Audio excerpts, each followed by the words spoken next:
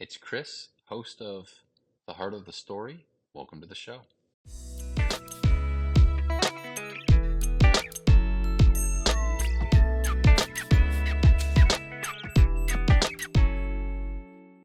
Another special guest in the building on the Consciously Connected podcast. We've got my good friend Max Bregman. Is it pronounced Bregman? Yep, Bregman. Bregman. This guy's beautiful and amazing and awesome and just he's seriously a pure soul. He runs a company called BreatheEV, and I got connected through our mutual buddy Danny Friday, who is another perfect, beautiful, pure soul. Tell everybody a little bit about BreatheEV to start, and then go into your life story. So BreatheEV is a software company. We build software for electric vehicle charging. Really? Think of us kind of like an open table. We help people find and reserve chargers. Open table for EV. Yeah. That's what's up. Do a lot of work with multifamily. Right now, 81% of charging happens at home. Almost a third of Americans live in a multifamily complex. Mm-hmm. Can't charge at home. It's pretty difficult to own and operate an EV. Mm-hmm. So we help with all of that.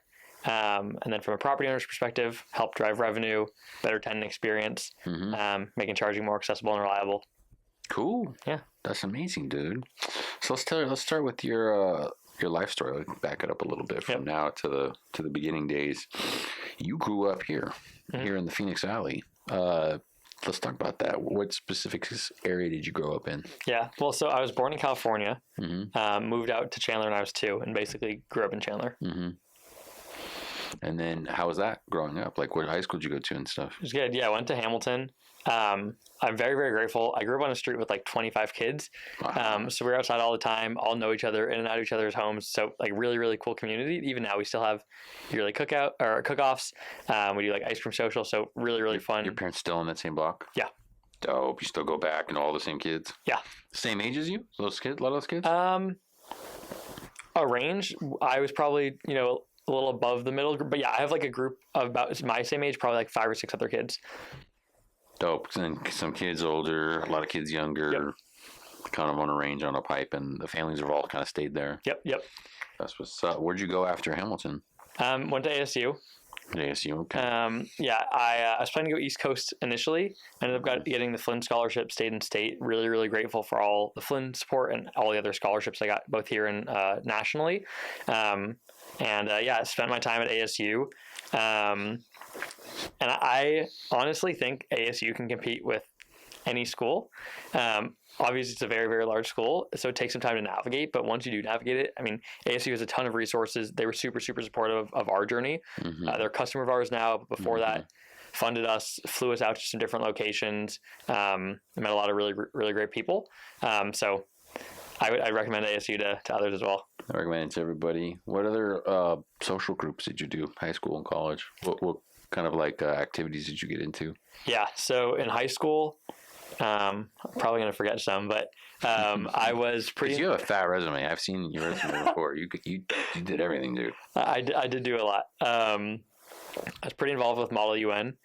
I was on the tennis team. I played in like a flag football league outside of school and helped coach a team, which was fun. As part of our photography club.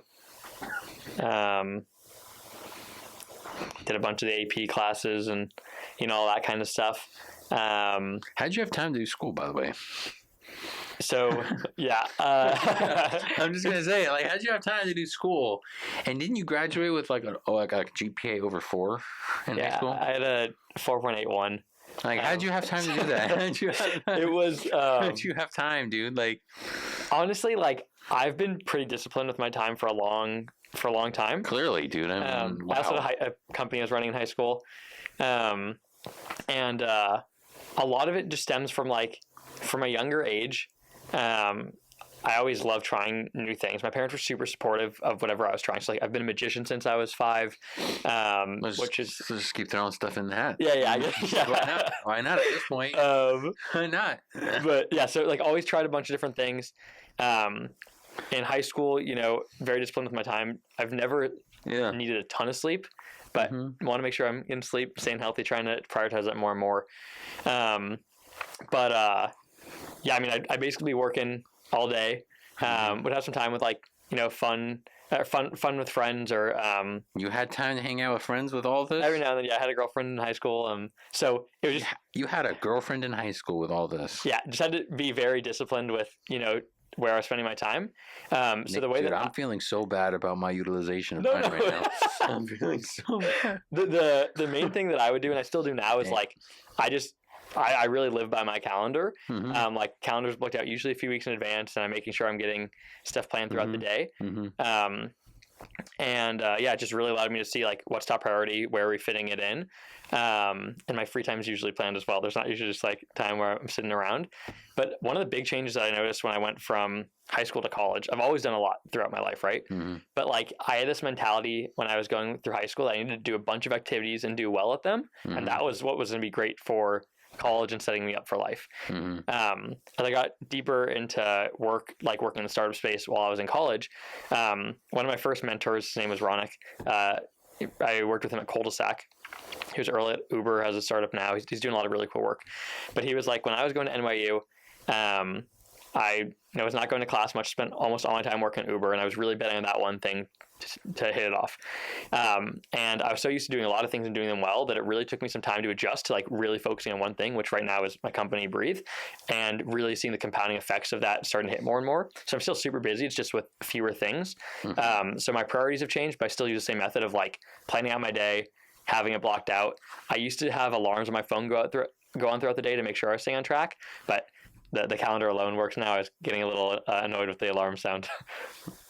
Oof, the alarm sound multiple times throughout the day would be very awful. Yeah. So, made some changes, but overall, Yeah. similar direction. Same kind of vibe, same kind of direction. Man, Yeah. that's amazing, bro. So, and then you graduated. When did you graduate ASU? Almost a year ago, May of 2024. A year ago. It's crazy. It was a year ago. When did you start BreatheEV? Was that in ESU? Yeah, I started it March of 2023. So I was a junior, I think. Mhm. We're about to hit 2 months. I guess this month is our 2-year mark. Dope, bro. It's amazing.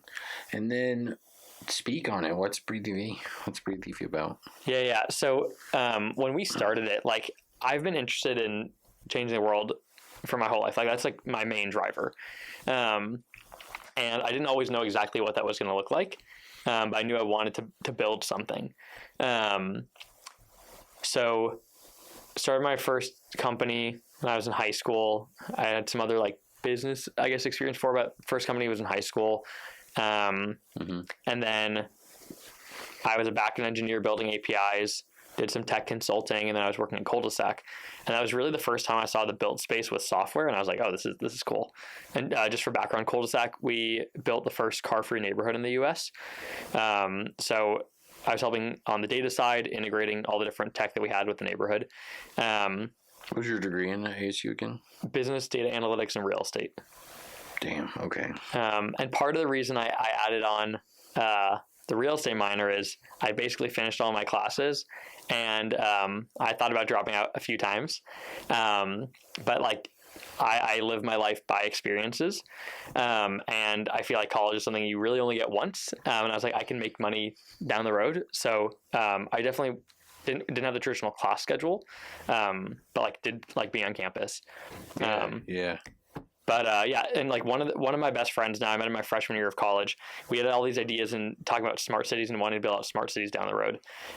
So Culdesac was really the first physical piece of that, and then going back to like growing up in a street with 25 kids, really resonated with that community vibe. We also had an EV fleet on site for Culdesac, and similar timing, I got my first EV living in an apartment complex where we had charged at home, and I literally couldn't charge at home once the entire year I lived there because we had no management system. So like somebody parks on a Friday night, doesn't move till Monday morning, or I'm coming downstairs every few hours hoping a spot's opened up. Then I drive 20 minutes to the nearest charger. 4 of the 8 chargers are down. There's 8 people in line and waiting for like an hour. Well, it's a guessing game with EV. You just go wherever there's a station, and you have to just hope and pray that it's open. Yeah. So I was like, this is not ideal. And I had some friends complaining about it too. So I was like, we should build something. And here we are now. That's cool. Yeah, it's fun. We just got won another bid last week to expand into our 3rd state. So continue to push and grow there. getting in with larger ownership and management groups. So it's been really, really fun to see, everything moving and growing. But really more recently, all that work we've been putting in, the momentum building, like starting to see that compounding effect of focusing on one thing for a while and stuff starts to move. That's dope, man. That's dope. So you're technical, right? Yeah. What software languages do you know? A bunch. Like I was a backend engineer at first, and then on the data side. What'd you build BreatheEV on? Well, we have a few different parts of our stack. I'm not personally like writing code as much now. I was when we first started out, but now we have an engineering team, and we have a few different languages that we're using there, and continue to build and iterate. We have a patent pending going over what we've built so far, but there's still a lot more to come. That's amazing, man. That's amazing. So what was there's so much you learn as an entrepreneur. What's that learning curve been like post-college? Where you're like, you're learning kind of more of a rigid curriculum format, high school, college, versus entrepreneurship where it's kind of like on the flow, on the fly.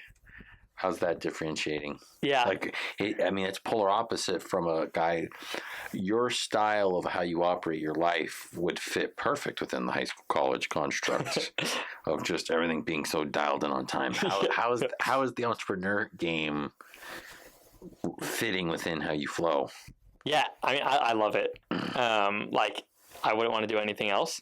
But it's a really good question. Like, I always, growing up, it was like high school, doing a lot, and I was like, I can't be busier, but then I was, and then college I was like, can't be busier, and then I was, and now I don't know how much more I can push without just delegating more and bringing more people on the team, and our teams continue to grow.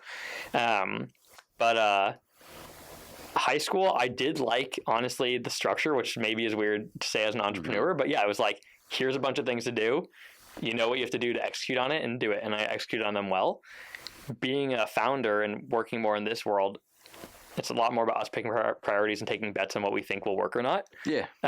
So we have a lot of great mentors around us that help us like figure out priorities and what they've seen work or not work, and always trying stuff out. It's very fluid, and you got to make pivots quick. Yeah. Yeah. How is that? How have you been able to make pivots quick? Best. What's helped you be able to do that? I think I have a lot of great founder friends around me, which I'm really grateful for, both at our stage, a little bit earlier, a little bit later. So I've been able to learn a lot from other people there. I feel like I'm pretty open to feedback and learning and trying stuff out, as long as we have some basis to back up that decision. And I got a great team. Me and my co-founders all balance each other out, and really focus on like decisions versus who's bringing it up. Yeah. So it's worked well for working through that and being able to move quickly. I think also just the way my brain works, I like moving fast. I constantly have to remind myself to slow down when I'm talking. I hear that. My brain moves way faster. Which is good in the entrepreneur game, as I've lived my life in that game. Like, yeah. You gotta be able to move quick, dude. Make decisions like that. Yep. You get your ass handed to you if you dawdle even a little. Yeah. But yeah, I think going back to your original question with like the difference of college versus post college. Mm-hmm. So to be fully transparent, I was not in class a ton. Like I was working on building companies, but like, so I have an extra few hours a week now. It's been good for me to get back into a more regular workout routine, both for just like clarity and stress relief. And I don't know, I enjoy working out, especially like group classes. It's a good way for me to catch up with people too. What kind of workouts do you do? I've been trying a bunch of different stuff. So you like more high fit stuff, like class style in a gym, like, functional fit, or weights, or what's your kind of like, what thing do you kind of gravitate toward? Yeah. So sports are a big outlet for me because I'm super competitive. So I love having that. Sports. Okay. I do like a lot of the class style classes, both like HIIT, but also like hot yoga, more of, those kind of class format. Okay. Yep. Class format, sports. And then if I go like gym, I'm more of a fruit guy. I don't do a ton of like super heavy lifting. And then I enjoy my like late night bike rides, runs, walks, sometimes early morning too. But that's more for just like moving and getting, thinking through different things that we're working on. Mindful movement, dude, is huge. Yeah. Yeah. I love it. I got a walking pad under my desk on a meeting where I, should be a little bit more creative. Yeah. But having that transition from college to post college, I think the biggest thing is like, we had some early investors and people that supported us while I was still in school, and they knew that. But other people that were like, tell me when you drop out or graduate. And I do think by being out of school, we've gotten more credibility. I don't know if that's the way that it should be, because I was still building it like 80 to 100 hours a week when I was in school. And, now I'm still doing that maybe a little bit more. But there is a perception of being in school versus not. Yeah. Well, age is, dude, weirdly enough, it's wild. It's like, even though some of the biggest companies on the world right now were founded by people under 25, yep, there's still a lot of age bias. Yeah, and that's been one of the really interesting things. Like, there's so much talk about young founders. And then when you actually start talking to younger founders, it's a much smaller population than I think is talked about, of people that are actually like building real things. Yeah. It's cool to see a lot of people building younger. There's obviously different reputational sides of it, both good and bad. But yeah, fun to see a bunch of founders building, but it did take me some time to like find my group, especially when I was younger. Yeah. Of like who else is building and like doing real stuff, not just talking about building. And building meaningful relationships with them. How are you building meaningful relationships with people? Your age, how much time you're spending on your business. Yep. How are you finding time to still be able to socially connect with people and fill that hole within a person's life? Is it through your group fitness stuff? Is it through networking events? Those can sometimes be somewhat surface level. Yep. With the connection. How are you finding time to connect with people? That's a really good question. So when I was at ASU, I started a group called The Collective. I started with 2 other people. And the whole idea was to find ASU's most ambitious students. And we'd meet up every other week, have some deep talks. We'd have a retreat once a semester. And like, that was a really, really great format for me. Not everybody was a founder, but all just ambitious people. And I like being around ambitious people that, really understand the journey that we're going on. When looking more at the founder group, there's a group out here named JamPad that I was pretty involved with, a bunch of young founders, all trying to build the next big thing and change Arizona. There are a lot of, networking events here. It's a good way to meet people, but like definitely not the space where I think we get as deep in conversation. So the workout classes have honestly been a really great way for me to do it. Or like bike rides with people, because it's, fits in for both of our schedules, both being super busy, but it's a way to chat and just like connect outside of work. Do you bring friends on those bike rides? Yep. Cool. Yep. Cool. And you're living in Tempe, or? I live in Scottsdale. You live in Scottsdale. What part of Scottsdale? Right, like basically behind Fashion Square, right on the border of PV and Scottsdale. Oh, okay. So yeah, it's a nice area. That's a really nice area, man. Biking spots. Yeah. Also, it's like, there's people that have a lot of money in Scottsdale. I'm not there yet. We're moving there, but got a good place. There's got a definitely nice some deal. Good money up there, my dude. There's definitely some good money. I've done quite a bit of business out there last year. There's quite a bit of money out there. There is. Yeah. And like, we're doing well, but there's some people that are doing very well out there. Oh yeah. So making more progress. But anyways, yeah. So like those kind of groups have been good. I like trying new experiences with people.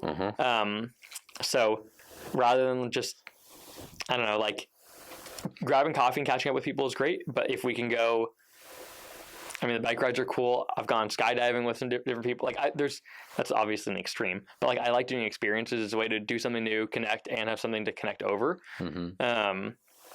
So yeah, try meeting up with experiences. The workout classes are a good one. And then the other thing is like, I don't really believe in life balance. I call it like a trade-off of sacrifices. Because I don't personally believe in like, if you're balancing things, maybe you're doing them all okay or, well, but like if I want the goals that I'm pursuing, I think I really need to lean into some things at times. So it's just that trade-off. So there are definitely periods where I'm leaning more into the business, maybe not seeing friends as much. No, it makes sense. Yeah, it makes sense. But, still want to keep in touch with people and just kind of figure out how we can keep that up. I had a mentor years ago. This was 15, no, 10 years ago, 2015, Mm-hmm. about 10 years ago, who said work-life balance is a piece of shit, waste of time. He literally told me this straight to my face. Mm-hmm. He's like, it's a figment of imagination. There's no such thing as work-life balance. As soon as the concept of work-life balance is just, it's a construct of spreading yourself incredibly thin, trying to balance all the plates at one time. Yeah. He's like, that's not possible. Agreed. You pick something and you become very good at it. Mm-hmm. And because if you just try to like balance all the plates at one time, you're putting yourself in a spot where you're giving like this much of yourself to everything. Yep. And that's not fair to anybody or yourself. Agreed. And you're never going to find success. Agreed. What are you putting your energy on specifically outside of just the business? What's the number 2 right now? Yeah, I mean, Is there number 2 or is it just all business? business takes up most of the time.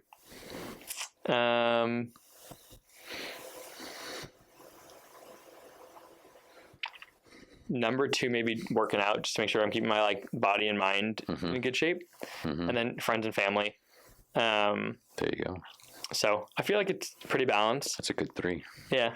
Well, two or three. I don't know if there's. I don't know if you can. I mean, yeah, I'm with you. It's got to be more fluid than that. And then, I mean, in the 5 people, who are the 5 people that you're surrounding yourself with the most? Are they matching? Are those people matching goals for where you want to go in life? Yeah. It's been. I have seen my friend group change, and just like people I'm spending time with change. Because it is tough. Like building a company takes a lot of time, and it's a journey that not everybody will go on or fully understand. So yeah, I do have a lot of other like founder friends or people that are in a similar life or like career trajectory, life path. Yeah. That really understand that.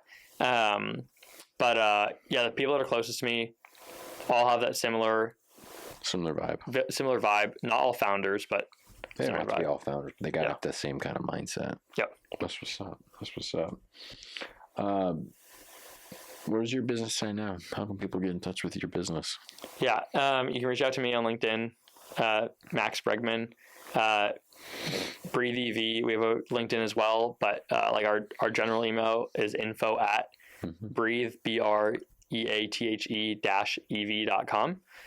Either reach out there or directly to me. Whether you're property owner, property manager, know somebody that owns a property, you live at a property and you want charging, there's a lot of different ways we can help. Open table for EV. That's the best way to describe you, who you are. Yep. Open door for EV. And Open table for EV. And how'd you get that name? BreatheEV. Yeah, it's funny. Because this is where we vibe on that same vibe. I mean, breath is the beginning of life. It really is.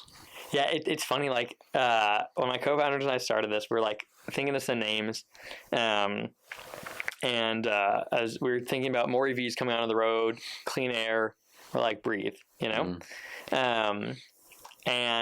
one of my co-founders like, I want EV in there somewhere. I was like, okay, breathe EV. And then people started saying, oh, it sounds like breathe easy. I was like, oh yeah, sure. But that was definitely not planned when we started it out. And you're breathing life into EV too. It's I mean, we're trying making it more accessible, reliable, and easy. Innovating the space, dude. People never ever thought about that before. I mean, when you did the market analysis, was there anybody else doing this? Not that we found when we started out. Like nationwide, and there was nobody? Yeah, or people that had maybe talked about it and tried, wasn't really working. So yeah, I mean, it was definitely a surprise to us to see that. But it was a gap that we thought was necessary for really like solving a lot of the problems with EVs, because we can keep deploying more infrastructure, but like it's expensive, puts more strain on the grid. We really need to maximize utilization of the chargers. But going back to the name too, like it's funny when I was working at Culdesac, Ryan, the CEO, one of the things that really stuck with me that he said was the best way to make something sustainable is make it profitable.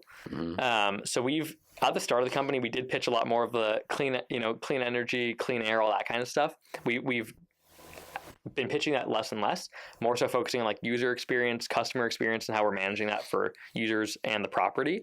And people know like the effects of having EV charging from a green perspective or sustainability perspective, but it's not something that we've led with in our pitches anymore. So that was an interesting change. Interesting change. Well, and I think it's smart with what you guys are doing, because if you go the clean tech route, you're branding yourself in a very politically sized, overly political atmosphere, and that's, I don't know. I feel like EV kind of transforms the political landscape in a big way.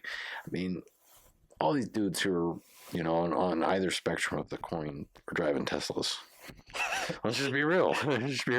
Everybody from either side of the spectrum is driving Teslas. So it's like, and then all these other big car companies are all getting into EV these days anyway. So it's like, it's more just like a future, different type of car, different type of fueling system than different driving experience. Yeah, different driving experience than we've been doing.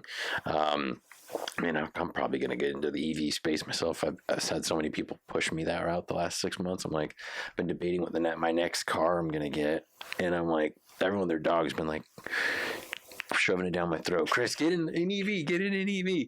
Yeah. Like, first off, everyone wants me to have like a driverless car, like a drive me type car, like a car that would drive me, which would be good for my safety side. But then number two, it's the actual, fueling side. It just, you can charge at home. You don't have to. You can charge at home. I don't have to necessarily like go to a gas station, which is always a gateway drug for me to always go buy a soda inside that said gas station. So it's just better overall.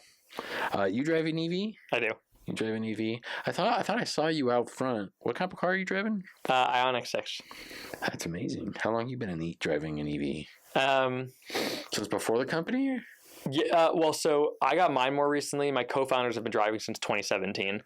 This is my first car like that I've had. I was, using my parents' car before. So this is my first car, and I love it.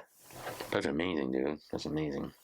Well, dude, I always ask guests to highlight something. It's like the last question. Right? Yeah. It's like highlight something, person, place, thing, idea, whatever it may be, right? So, the floor is yours. Like anything you're saying? Anything, like whatever, like what's on your mind. Okay. That's a good question.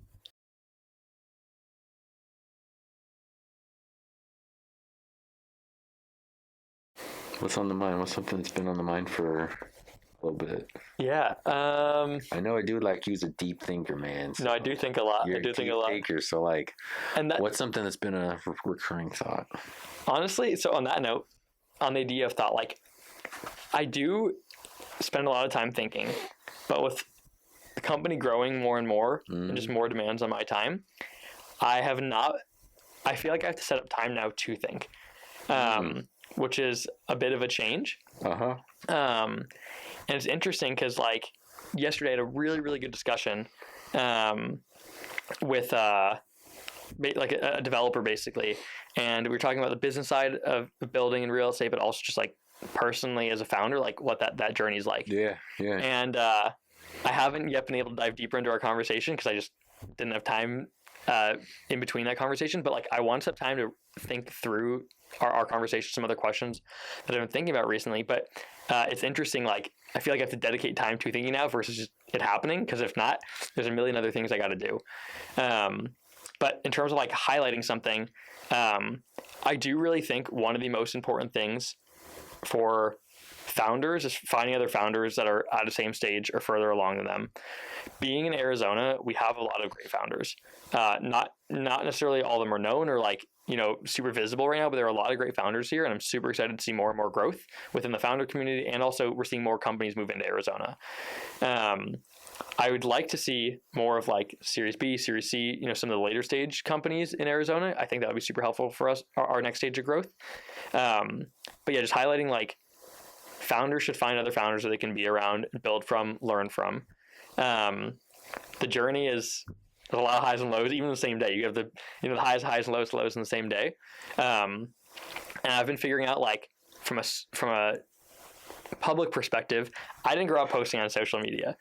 Like we're growing on social media, both like me and the company, and we post a lot of we win a lot of awards, pitch competition, all that, which is great, and we post that. But like, I'm trying to figure out how we really talk more about like thought leadership and build the brand awareness through socials, because that's not something that is as much part of my background. That's what this is. Yeah. No. This is great. Our big thing is like when we get in front of the right people, like we almost always work with them. Let's do it, dude. That's what I do. I like it. I like it. That's what I do. I get people on stages and in podcasts and on all that stuff. That's my world. Yeah, no, I appreciate it. So same question to you. What's something that like you want to highlight or you've been thinking about a lot recently? Oh man, no one asks the host. You gotta be different. I've got lots of different things that have been on my mind lately, man. I mean, I think there's a value in this world with relationships to communicate and not just give up. It's something that's been on my mind a lot lately. Professional, romantic, family, friend, whatever it is. How do I look to give and serve?